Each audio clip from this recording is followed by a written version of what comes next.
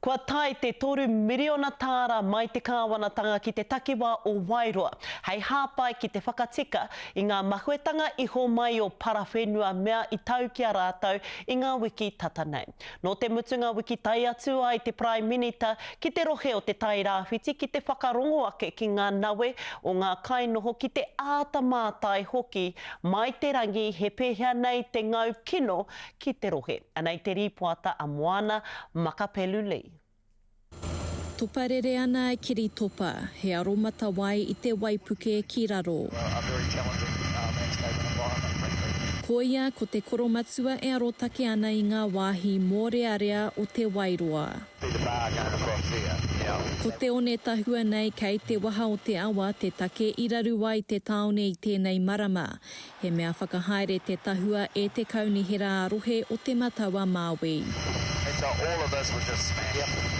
Ka mutu kei te hoha te hapori. Kaore te kaunihera i whakarongo ki a rātou tono kia whakapuare i te tahua i ngā rā i mua i te āwhā. Could be prevented if they had the bar open.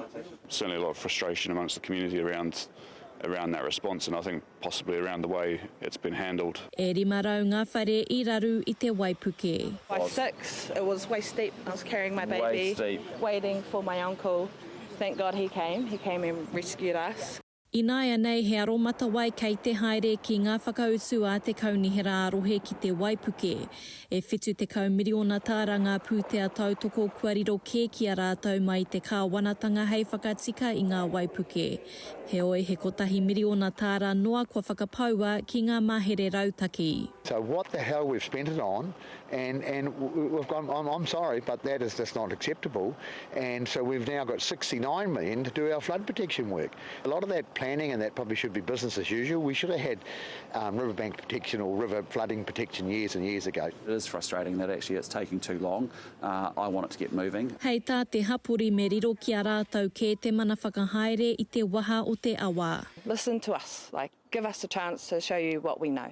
And we know our awa. I just want someone local who knows that knowledge, not someone sitting down in Napier in an office. E matapaetia ana katutuki te aromata wai hei te akuhata. E kimi whakautu ai te hapori o Wairua. Moana Makapelulei, Te Karere.